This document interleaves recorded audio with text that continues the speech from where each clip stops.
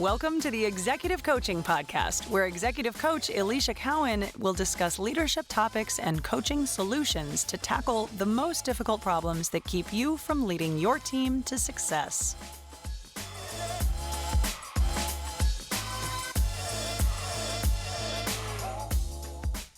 Hi there, leaders. It's Alicia Cowan, and today we have a really deep topic on imposter syndrome that we are going to dive right into.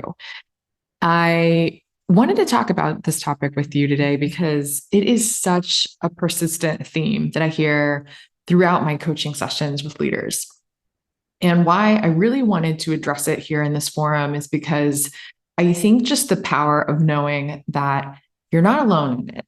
And I think as I've discovered across lots of different client sessions, I've really noticed there's a lot of power in sharing and understanding that there is a community of people, a lot of people, really successful people that feel similarly. And that alone, and just highlighting and illuminating the fact that this is something that a lot of really accomplished people feel, I think makes it feel a little bit less isolating and alone. And secondly, I think I want to share some tools. There are some ways to work through it, and there's some ways that you can easily use some of the tools that I've given you in earlier episodes. For example, the model that we'll dive into and talk about how to address it. Because ultimately, it's affecting your leadership within the workplace. And if we continue this pattern of thoughts, it can really impact not only yourself, but the organization and the team, and they can really see it and feel it. And ultimately, if we continue the pattern of thought, we will self-sabotage ourselves. Because again, as I've talked about in earlier episodes, we ultimately will prove our thoughts true. So the goal here is not to never ever think a thought of feeling like an imposter again. The tools that I'll teach you will help you understand and recognize when you are thinking those things, how not to act from it and how not to continue that pattern and continue that negative thought into your actions. Okay, so let's dive into the background of imposter syndrome. So like I said, as I've been coaching leaders, this has come up for me again and again when I'm coaching clients. And I like to do research and understand a little bit of the background, because as I'm seeing these themes, I want to try to help you as leaders as much as possible. So I've been doing some research as I prepped for this podcast and started looking into imposter phenomenon, as they call it. So it was originally coined back in the 70s. There were two clinical psychologists, Dr. Pauline Clance and Dr. Suzanne Imes, that when they were working with the clients that they had, they started to observe these high achieving women and later on men, but initially it was a group of women that were really unable to internalize and accept the level of success that they had achieved. And what they would attribute their success to was to luck rather than their own abilities. And they had this fear and anxiety that people would eventually unmask them as a fraud. And so really it centered around some core beliefs and feelings that these clients of theirs had. Basically that other people had this inflated view of them and their capabilities. They felt like inevitably they would let people down because they would be found out that they were a fraud and different than what the other people expected of them. Then there was like this level of catastrophic thinking that sometimes they had, where they felt like any consequence of a mistake would be just completely blown out of proportion. So for example, I would be fired from my job if I showed up 5 minutes late or came to a meeting 5 minutes late, or I'd get passed over for a promotion or something that's like unrealistic to, again, the event that took place. So fear and anxiety were like those core feelings there. And it's important to note too that I think that it sounds to me like people experience this from different, of course, intensities and like different experiences and different frequencies. Okay. So I say that because ultimately, imposter syndrome is not like a disorder that we experience. It's more so this thought pattern that, again, we can work on and we can work through. But notice that there's sometimes it's a little bit more extreme and sometimes less, right? Depending on your situation. What's cool is as I was researching this, Dr. Clance has a really great tool on her website that I will put into the show notes for you, where you can go through and assess your level of imposter syndrome, or they called it the imposter phenomenon, but I think now nowadays we identify it as imposter syndrome. But basically, it's kind of like a quiz or self-assessment where you choose your level of feelings of like an imposter, and then gives you basically a range of where you're at on feeling some of these feelings. So super helpful. And again, I think that knowing that there was this whole kind of study being done, I think we think about, again, this is just my own observations on the matter, but thinking about as a society where we were at as leaders. And I think, especially for women in the 70s, kind of where we were at in the workplace and the workforce, and even now where we are today, I think it makes sense in the sense we were like ascending to different levels of leadership. We were taking on more executive level roles that traditionally had not been held by women in the workplace. We continue to do that today, right? And so there's a lot of different roles that leaders, men and women, have to play now in their lives. And I think at times it feels daunting and as if perhaps, again, we're expected to do everything perfectly and to have known how to do it all. And I think that is, coming out a lot of us, that we feel that need to have known it all and have done it all. And then if we don't, even though we have that title or even we would achieve that level, we feel like something's wrong with us if we haven't figured it out. And I think what's so fascinating is the fact that there is no person that's born out of the womb knowing how to manage people, how to lead larger organizations. But somehow we expect it of ourselves at times when we ascend to these different levels of leadership. And so I think it's only natural that this comes out, that these feelings and thoughts come out. And so I think, again, identifying the fact you're not alone in this. You're not alone. And there are a lot of leaders that feel the very same way, and it makes sense of why we do. So I want to normalize that from the get-go. All right, so now I want to transition and talk about, now we want to kind of understand the background of it. There are different types. So again, these researchers did some additional work on how some of these like imposter syndrome personas or like guidelines for different groups showed up. And so I'm going to dive into a little about what those groups look like, because you may identify with some of these feelings. So the researcher that looked into these different types of imposter syndrome, her name was Valerie Young. And she found 5 different kind of major groups or rule followers within these different personas. And we'll go through those now. The first one was the perfectionist. We see this a lot in the workplace, but how this shows up for imposter syndrome is for the persona to always look for things to go perfectly. So this person, their main concern is how something gets done. And as the process is going along of achieving this goal or doing this process, any slight error or defect is enough to classify it as an overall failure. So even if the project succeeds overall, if every little step wasn't done perfectly, it can lead to feelings of like shame and guilt because it wasn't perfect all the way through. Okay, so that's the perfectionist. And you can see how that may impact the workplace by feeling like a fraud if you don't do everything perfectly. And you can also see how this sets you up for failure, because inevitably there is no way that everything can go perfectly all the time. All right, the second persona was the expert. I see this a lot in the workplace, and I see this come up a lot for leaders as I'm coaching them. The need to know everything. Okay, their main concern is about what they know and then how much they know and what they can do with that. And even in the face of even the slightest lack of knowledge, they can lead to sometimes feeling like a failure. And I coach a lot on this concept of there's no way for any one human to know everything within a business. There's just no physical way. It's again impossible in setting you up for ultimate failure here. So that's another prototype or another persona, I will say, the expert. The third is what we call the soloist.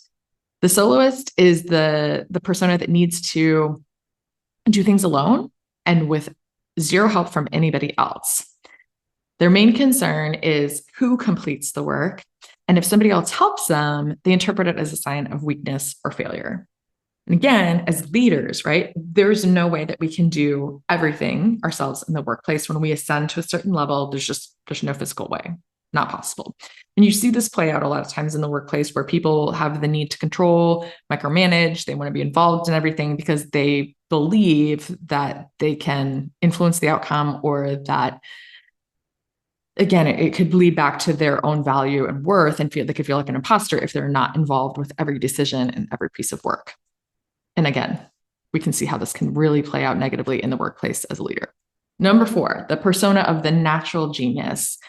So this person tries to achieve their goals just very swiftly, quickly, and effortlessly. They want to make it look like everything was so easy.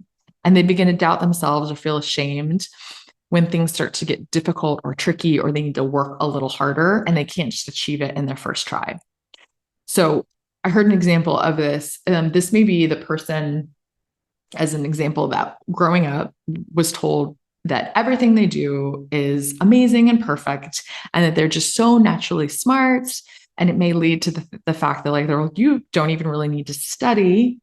You're just so smart. You just pick it up easily. So when something does get difficult, or they do need to study something, they feel like something's gone wrong, because they were assuming their whole life, or thinking that they just had this natural genius, or were told that. And so they have this vision, or this persona that they kind of have constructed. And they believe that, again, they're imposter if something gets difficult, which, again, we all know, if you are achieving really, or going after really high level goals, there's just no way that you're not going to run into a little bit of friction, or a little bit of difficulty, or perhaps fail.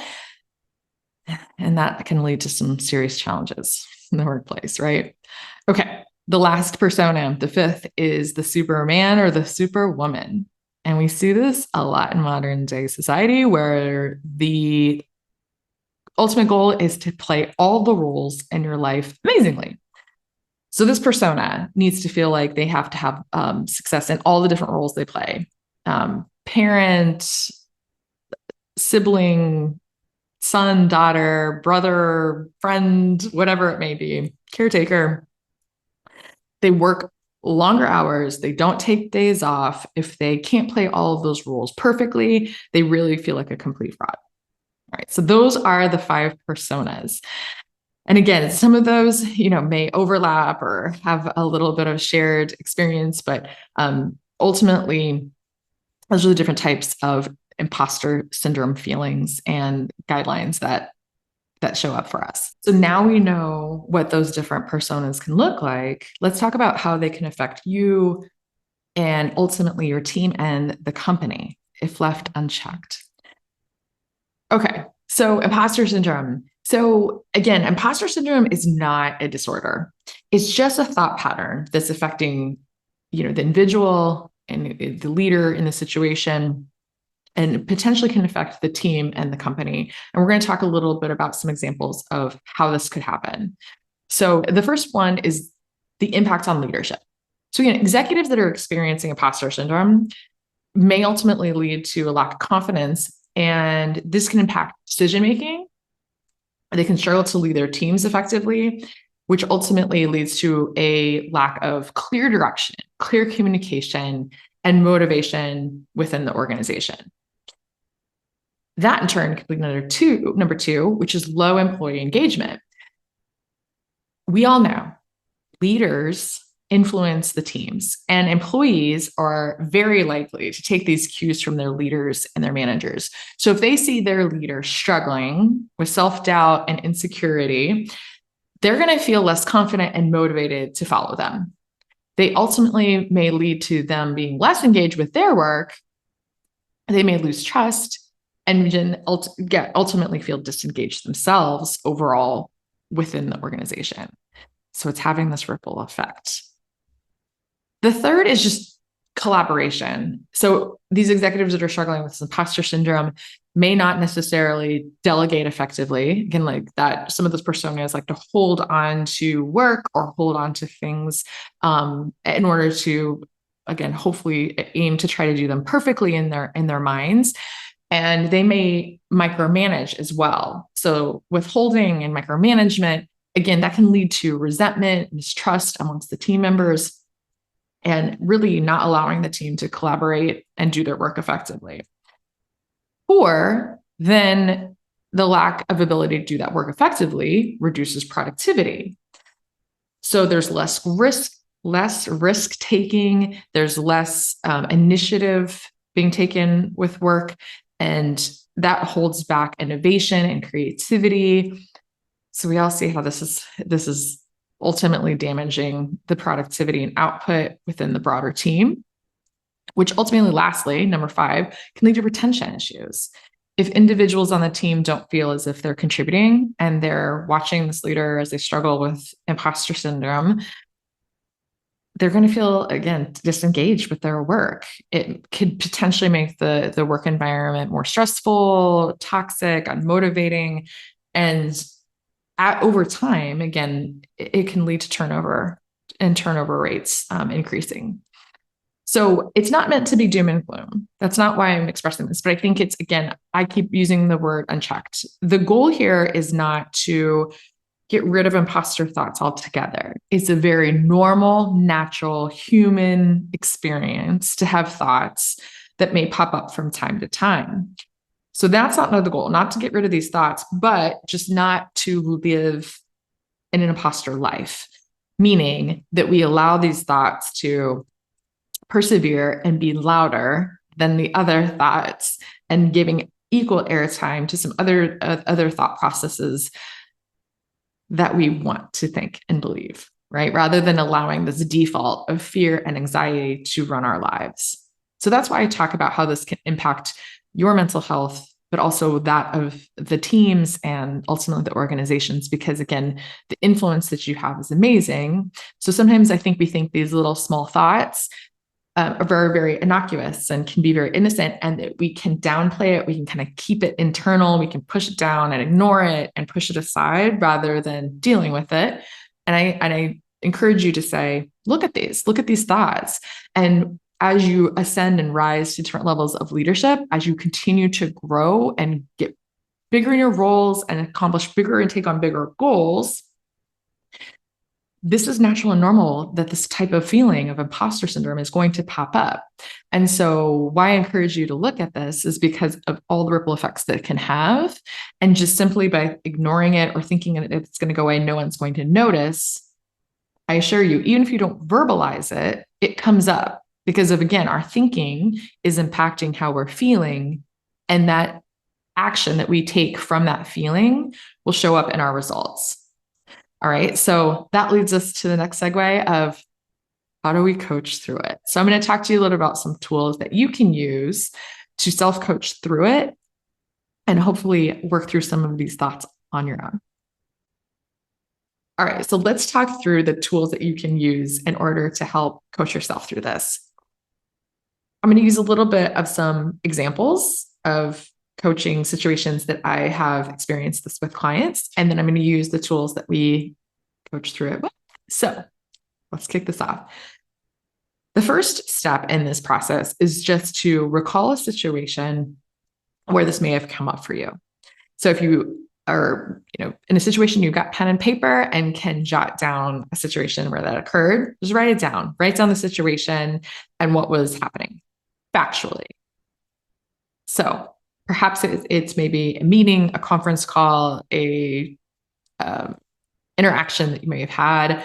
What was it that occurred for you, specific and factually, in that situation? So with clients, I've done this, and I had a client that was wildly successful, had a ton of educational background, lots of degrees, lots of different work experience, lots of different skill sets that she had brought to a particular a role, but she was new to the team, new to the company, and new to this job. She was on a call and she specifically had a situation where the thought that she kept telling herself was that I'm not the subject matter expert in the situation. So the facts of the situation were, again, she had started a new job, had started with a new company, but she also had a lot of facts of having evidence of success and skill sets proven over and over again in her past. So I want you to start off with that specific situation. And then I kind of jumped into that with that specific example.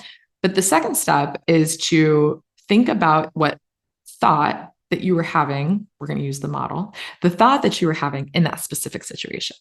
So step 2 is, again, we're going to dive in and use the model. I talked about this tool in a prior episode 1, because it's really the foundation of a lot of what I do with my coaching practice. But I'll talk to you through it in a very tactical way today. So the thought that you're having about it is super important. So when you're thinking about just the simple facts of the situation, you want to think about then what were you thinking about those facts? So the thought that I just used in this example was, I'm not the subject matter expert. It sounds very innocent and factual, but in reality, it's impacting how this individual's feeling. And again, your thought is ultimately driving how you're feeling as well. So want to answer the questions. How does that thought, thinking I'm not the subject matter expert in this situation, make you feel? So answer the question, in your situation, how did it make you feel in that moment when you were thinking that thought? In this particular situation, the feeling was inferior.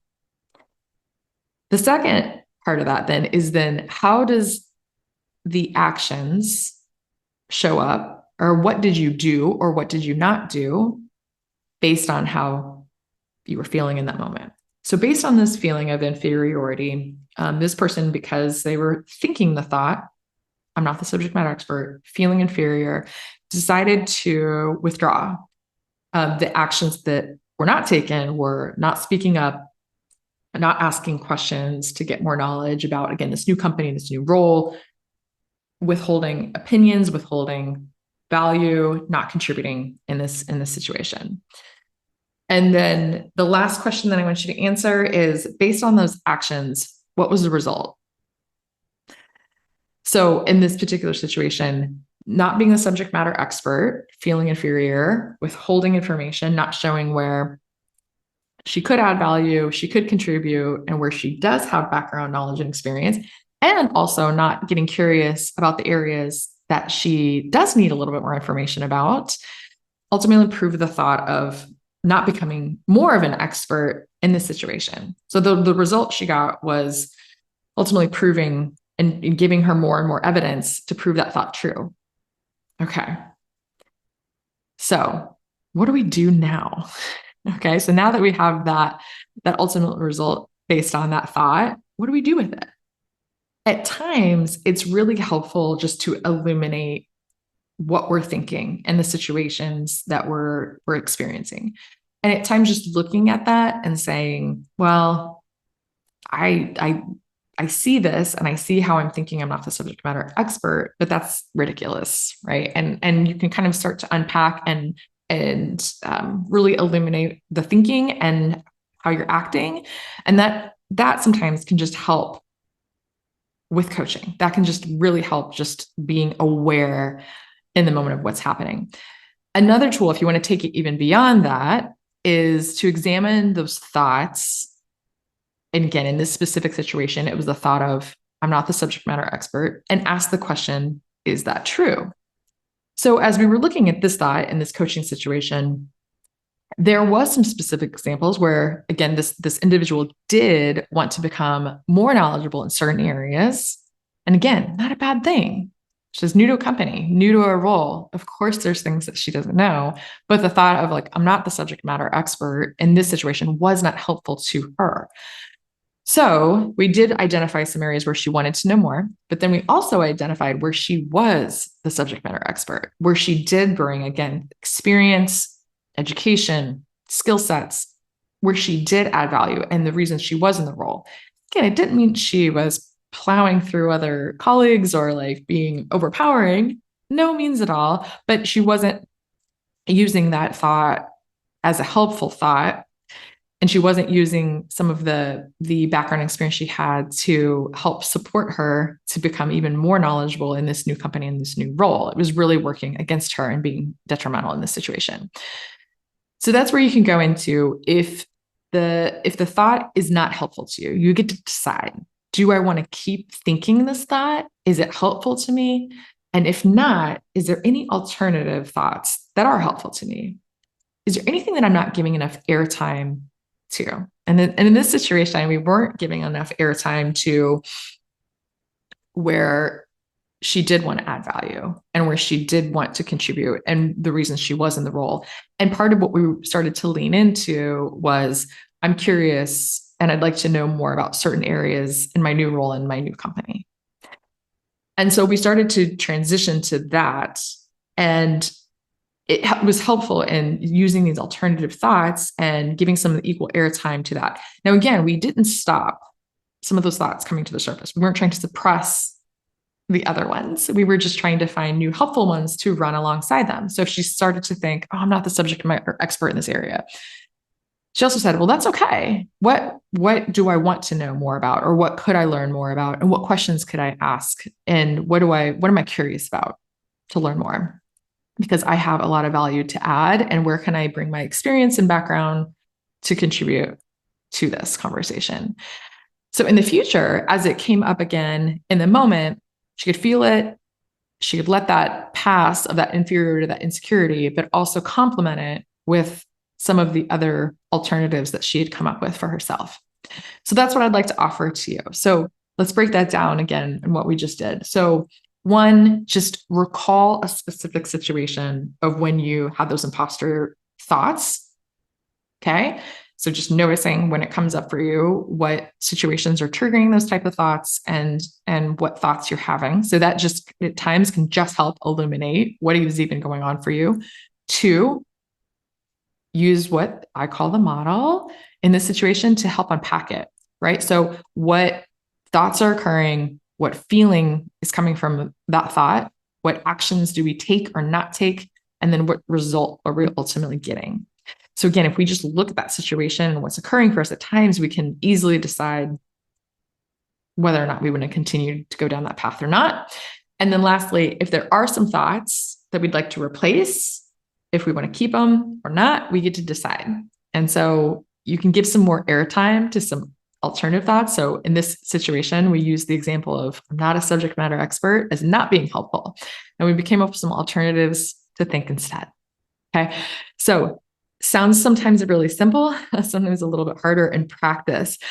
So if you want some help with that, I am so happy to help you. I coach leaders on and working through imposter syndrome for themselves and trying to get to a place where this does not, this pattern of thought does not impact themselves over time or their teams or their companies, right? So I am so happy to help coach you through it. If you have a sticky situation that you're working through, or maybe over time you've seen this occur for you, I can coach you through this. We can work through it and unpack some of those thoughts together. Again, I'm going to put some references for you in the show notes if you want to look at some of the research that's been done on this, take some of the assessments that are out there for free from some of these clinical psychologists that have done the work on this. And then again, if you want help from me, my website is aliciacowancoaching.com. And you can book an appointment with me right from there. And we can talk and dive right into addressing some of these challenges right away for you. And again, if you know somebody that is struggling or has these challenging thoughts for themselves, share this podcast. Please share it with them. I know this can help so many leaders out there that may be struggling with this type of challenge, because I hear from you and I know you're not alone if you're having these types of thoughts and feelings. And again, this is not a disorder. It's just a thought pattern that we can easily clean up and move forward and continue to positively impact the workplace. I tell you, the workplace, we need you. We need you as a strong, effective leader in the workplace.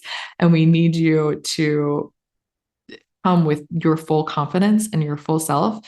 And yes, at times that means having these type of thoughts, but you then knowing that you have the ability and the tools to work through them. Okay. All right. Keep leading and keep making our workplaces so amazing. Thank you for listening. Have a great day. Talk to you all soon. Bye.